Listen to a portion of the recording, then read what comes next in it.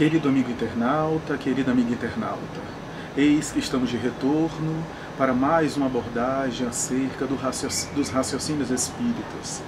Estamos na época denominada pela cristandade da Páscoa cristã.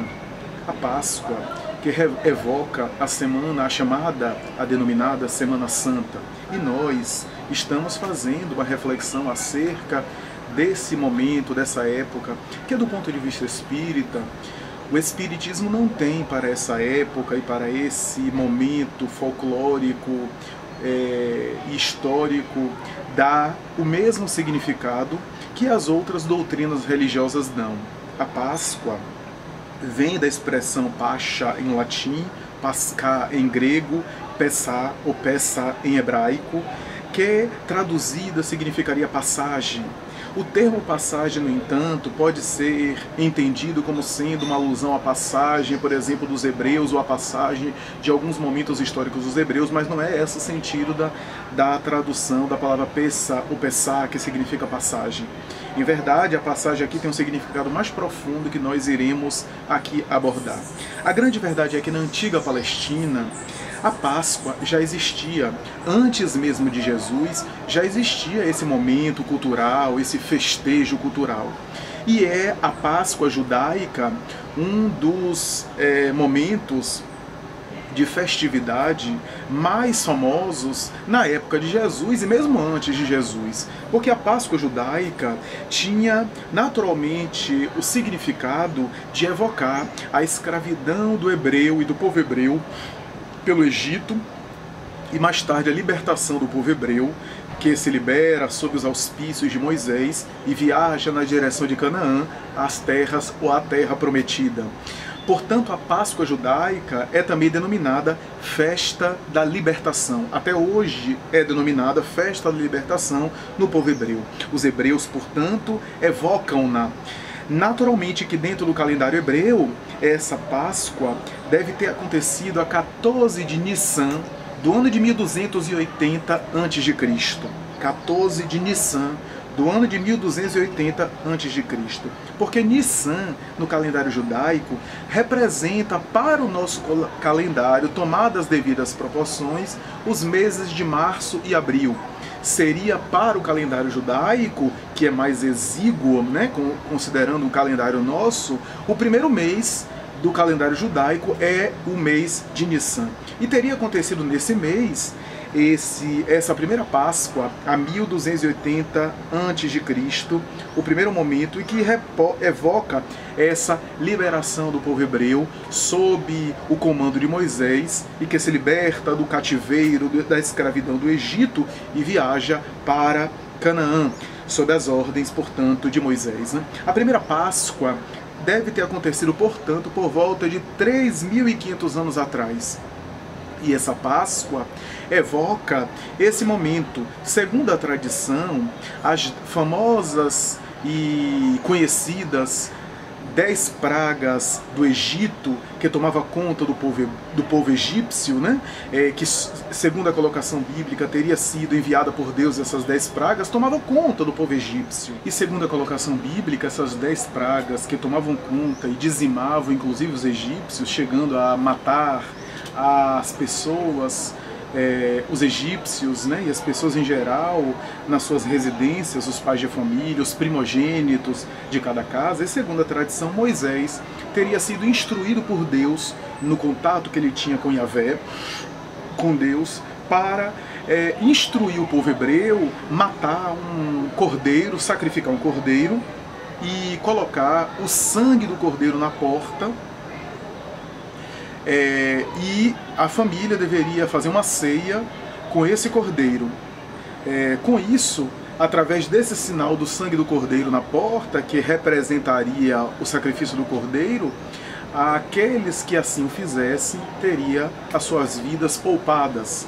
E o que aconteceu, segundo a tradição bíblica, foi que essas famílias, essas pessoas foram poupadas. E como elas eram todas pessoas hebreias, né, os hebreus, né, eram da comunidade dos hebreus, os egípcios, que não tinham acesso a essa informação, a essa cultura, estavam morrendo, a ponto das pragas tomarem conta dos primogênitos das casas dos egípcios, não poupando sequer os filhos da casa do faraó, né, os filhos do faraó. E graças a isso, as mortes incessantes, segundo a tradição bíblica, não sabemos se realmente aconteceu assim, se isso é um ensinamento simbólico, mas não importa. O faraó resolveu, diante dessa situação, desse contexto, considerando que havia uma espécie de pecha sobre o povo hebreu e que a ira divina estava recaindo sobre o Egito, né, sobre os egípcios, ele resolveu liberar aquele povo considerado estranho, cuja cultura era estranha para a cultura egípcia, e ele então liberta o povo hebreu, portanto, da escravidão, do cativeiro, e o libera para que eles possam se evadir. Essa evasão, essa fuga, essa liberação e essa jornada é narrada no livro Êxodo de Moisés, um dos livros da famosa Torá. Então, nós temos essa ideia, mas passagem, ou Pessá, que dá origem à expressão Páscoa, as pessoas às vezes, e nós também, quando pensamos na tradução Pessá, passagem, naturalmente que fazemos a alusão, a conexão, e lembramos logo da passagem do povo hebreu do Egito para Canaã. Mas na verdade o significado de Pessá, Páscoa, que dá origem à passagem, não é essa passagem, é a passagem do anjo da morte sobre as casas, e ao mesmo tempo a passagem pelas casas que tinha a proteção do sangue do cordeiro e que o anjo da morte passou e não necessariamente adentrou para cumprir as ordens de Deus na colocação bíblica, né? Então é uma tradição, a tradição que está presente até hoje entre os israelitas, né? E que depois disso e mais tarde em diante, inclusive na época de Jesus, havia a tradição de peregrinar para Jerusalém, a cidade santa, a capital da Judéia, né? E ali as pessoas peregrinavam e iam até o templo de Jerusalém. E chegando no templo de Jerusalém, portanto a cidade enchia, 3 dias antes a cidade de Jerusalém já estava cheia de pessoas. E o que é que acontecia? As pessoas chegavam a Jerusalém, avolumavam a cidade de Jerusalém, né? Enchiam a cidade de Jerusalém, às vezes 3 dias antes da data assinalada pela Páscoa judaica, e ali realizavam os rituais. Primeiro o sacrifício do cordeiro, levava o cordeiro primeiro para o templo, adquiria o cordeiro, levava para o templo. Normalmente era um cordeiro para cada família, né? Assassinava o cordeiro ali, matava o cordeiro, sacrificava o cordeiro, né? Colocava o cordeiro para cima, esfolava, fazia todo o processo, né? Retirada das entranhas, da gordura das entranhas, fígados, rins, etc. Fazia uma espécie de lavagem, colocava o sangue num recipiente que não deveria ser muito fundo para não gerar a coagulação. Era um recipiente, portanto, um pouco plano, normalmente de ouro e prata, para ser utilizado, e mais tarde esse mesmo recipiente era utilizado para colocar o cordeiro a fim de realizar a ceia, né? Os rituais da Páscoa judaica na época de Jesus eram bastante sofisticados, bastante ricos em detalhes. Haviam rituais de oração entre cada ação, né? Orações variadas, lavagem das mãos pelo menos 2 vezes, né? 2 lavagens de mãos específicas, né? Que aconteciam. E assim a Páscoa judaica se processava dentro desse ritual bastante específico, né? E a ida ao templo era essencial. Depois desse ritual, o indivíduo voltava com os restos e o cordeiro para a sua casa, e com a sua família assava o cordeiro e havia naturalmente a ceia para lembrar a festa da Páscoa judaica, por isso que era chamada festa da libertação, era para recordar a libertação do povo hebreu do Egito. É como se fizesse novamente uma evocação daquela libertação no sacrifício simbólico do cordeiro, né? A partir do momento da segunda destruição do templo de Jerusalém, o famoso templo de Jerusalém, quando foi destruído mais tarde pela segunda vez, né, o segundo templo, não houve mais o lugar, o espaço para esse ritual. E a Páscoa judaica passou a ser feita mais em casa, então o cordeiro era levado para casa, era mais, portanto, um ritual que era feito dentro mais de casa do que necessariamente no templo, na instituição, e era feito muito mais na intimidade das famílias, como forma de ritual simbólico e religioso, porque tinha um aspecto sagrado, a fim de evocar aquele momento histórico importante da cultura hebraica, né? E mais tarde, em algumas famílias, em algumas regiões, em alguns aspectos, até houve a desnecessidade do sacrifício do cordeiro pascal, né? Ou seja, havia a ceia pascal sem necessariamente o sacrifício de cordeiro, pão, vinho, vinagre, azeite, ervas, óleos que eram colocados, né, que era uma ceia também de Páscoa, mas sem necessariamente o sacrifício do cordeiro, o que não quer dizer que em todas as famílias assim ocorreu. Jesus vem e, naturalmente, que mergulhado na cultura judaica, em uma festa, portanto, essencialmente judia, por isso que a gente fala que a Páscoa é uma festa, é uma ocasião histórica e folclórica, essencialmente de tradição judia ou judaica. E nessa ocasião, Jesus, quando houve a ocasião da Páscoa judaica, ele foi também a Jerusalém. Entra na cidade de Jerusalém e, naturalmente, que ali ele realiza a famosa ceia, a chamada Santa Ceia, ou a Última Ceia, onde ele realiza todo o ritual, que procede, inclusive, de Abraão, porque a cultura hebraica de sentar na mesa e ceiar e comer com os familiares, ou irmão, ou próximo, ou amigo, é algo muito sagrado, né? É diferente da nossa cultura, que a gente come em qualquer lugar, que a gente almoça em um shopping center, por exemplo, um restaurante. Lá, na época de Jesus, sentar e comer era algo sagrado, era algo muito importante, que procede de Abraão. Porque, segundo a tradição da história de Abraão, ele recebeu 2 malar, mensageiro, que mais tarde foi traduzido por ângelos, né, anjo, mas o mensageiro na tradição do Antigo Testamento não tem essa ideia do anjo com asas, com auréola. Eram indivíduos, inclusive com barbas, etc., que chegaram, sentaram, comeram com Abraão, e ali realizou-se uma ceia que mais tarde ele deveria repetir aquela ceia como sendo um momento sagrado também de religiosidade, de oração, de espiritualidade, né? E houve, portanto, o ritual de lavar os pés, que era um ritual principalmente das tradições das regiões desérticas, né? A pessoa chegava de um deserto, cansado, castigado pelo sol, né? Então era uma cordialidade, uma cortesia, um ritual, né, de recepção, oferecer água para lavar os pés, para refrescar os pés, né? E Jesus, na Santa Ceia, na Última Ceia, ele parece fazer também alusão a Abraão, quando ele começa a lavar os pés dos discípulos, né? Realizando inclusive um momento especial que Humberto de Campos Espírito, na obra Boa Nova, vai dizer que Jesus pega uma túnica, coloca na cintura, levanta e faz um movimento que os escravos é que faziam, colocar uma túnica na cintura, cingir e começar a lavar os pés. É como se Jesus estivesse dizendo que ele era o governador do mundo, mas ele se fazia servo de todos. Ele se fazia o dedicado servidor da humanidade, né? E é por isso que ele foi tão grande, porque o Filho do Homem veio para servir e não para ser servido. E quem quiser ser o maior de todos, torne-se servo de todos. E assim ele o fez. Mas quando Jesus senta, depois do lava-pés, e na ceia, que ele diz que tem muita necessidade de comer aquela Páscoa, de ceiar aquela Páscoa com os discípulos, ele faz todo o símbolo de partir o pão, e de compartilhar também o vinho, na simbologia do sangue do corpo dele, né? E naturalmente que naquele momento ele transforma para todo sempre a imagem e o símbolo da Páscoa judaica para mais tarde o enfoque cristão. Ele altera o significado que havia então para os seus discípulos, inclusive que eram judeus, da Páscoa judaica, para um sentido mais profundo, quando ele diz e ele se coloca simbolicamente na condição de ele ser o Cordeiro. Se o Cordeiro simbolicamente libertou o povo hebreu da escravidão do Egito, Jesus era agora o Cordeiro que se entregava, cujo sangue e o corpo seriam entregues à humanidade, para que a humanidade se libertasse da escravidão da matéria, da escravidão do mundo material. Era essa a mensagem, era essa a referência que se fazia, né? E ali na Última Ceia, ele então volta-se para os discípulos, né?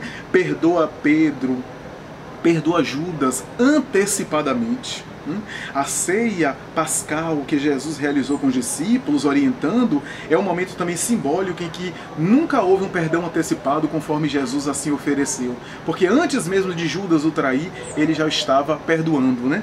E ali estabelecendo a ideia com seus discípulos que ele deveria morrer, que ele deveria ser crucificado, que ele deveria desaparecer do mundo material, gerar o sofrimento e a saudade dos discípulos, mas que a partir dali é que a sua mensagem ia resplandecer, porque somente existe a mensagem da imortalidade da alma que está embutida no cristianismo, porque houve a morte de Cristo e a sua ressurreição.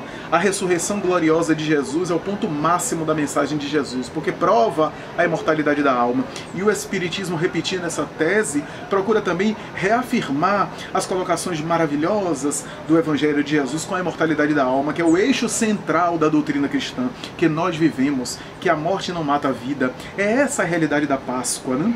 E é isso que aconteceu. Por isso que o apóstolo Paulo costumava dizer que se não houvesse crucificação, não haveria ressurreição. E nós poderíamos dizer que se não houvesse ressurreição, não haveria a ideia da imortalidade da alma, né? Então, a Páscoa, que Jesus transforma a ocasião da Páscoa em uma ocasião que hoje é chamada Domingo da Ressurreição. Porque Páscoa, para a cultura cristã, é sinônimo de Domingo da Ressurreição. Se na cultura judaica a Páscoa é a festa da libertação, na cultura cristã a Páscoa é Domingo de Ressurreição. Vejam a sincronia, a sincronização. É como se houvesse uma sintonia entre a primeira revelação, segundo Allan Kardec e os Espíritos, a segunda revelação, que é a mensagem cristã, né? Então é interessante isso, né? A Páscoa, meus amigos, é um convite à renovação interior, é um convite para recordarmos da presença do Cristo entre nós e do seu holocausto, do seu sacrifício. A Páscoa nos convida a estarmos juntos, sim, a última ceia, a Santa Ceia, é aquele momento de todos estarmos juntos, preparando-nos para o grande testemunho, para os grandes desafios, mas ao mesmo tempo saber que os nossos testemunhos são pessoais, intransferíveis, que os nossos desafios internos, que os nossos desafios evolutivos são pessoais e que não podemos transferir para ninguém, que são naturalmente intransferíveis e inalienáveis. E é por essa razão que a mensagem da Páscoa é um testemunho pessoal de solidão. Merece a gente refletir sobre isso. A Páscoa nos convida a essa ideia, a esse conceito de que mais cedo ou mais tarde todos nós enfrentaremos um testemunho, um desafio, e esse desafio é pessoal. Por mais que tenhamos almas e corações queridos junto de nós, ninguém vai poder sentir por nós, ninguém vai poder fazer a caminhada por nós, e ninguém vai poder imaginar o que é que nós passamos interiormente, porque a caminhada evolutiva é individual. Nós nos ajudamos uns aos outros, mas a caminhada de ascensão é o resultado do esforço pessoal de cada alma, a cada um segundo as suas obras. Então a mensagem da Páscoa, a ideia da Páscoa perpassa por tudo isso, nos chama a atenção para tudo isso, essa beleza que é a mensagem de Jesus, de que o testemunho pessoal é inevitável e é pessoal, como o nome mesmo diz, é solitário, mas ao mesmo tempo depois dele vem a gloriosa ressurreição, vem a gloriosa transcendência. Joana de Ângeles sempre lembra da figura de Jesus, porque esse também é o símbolo da Páscoa. 3 dias antes, Jesus entrou em Jerusalém, em cima de um animal, de um jumento. E Joana de Ângeles sempre cita a passagem evangélica de que quando ele entrava em Jerusalém em cima do jumento, as pessoas atiravam pétalos, mantos raros, joias preciosas, balançavam ramalhete de flores, e ele estava sempre de cabeça baixa, porque ele não estava submetido às homenagens da terra. Aliás, a própria Joana de Ângeles diz que ele nem recebia as homenagens da terra, era o animal sobre o qual ele estava montado que recebia as homenagens humanas, porque ele estava acima das quinquilharias terrestres. E mais tarde, na cruz, ele também fica acima das quinquilharias terrestres, sem receber, portanto, os apulpos e a descrença, os ataques, porque também estava acima dos ataques humanos, né? Então Jesus, como diz Emmanuel, não é nem da terra, nem do céu. É a ponte que liga a terra com o céu. Eu sou o caminho da verdade e da vida. Ninguém vai ao Pai senão através de mim. Ele é a ponte, é o instrumento, é o médium de Deus, como diz Allan Kardec em A Gênese.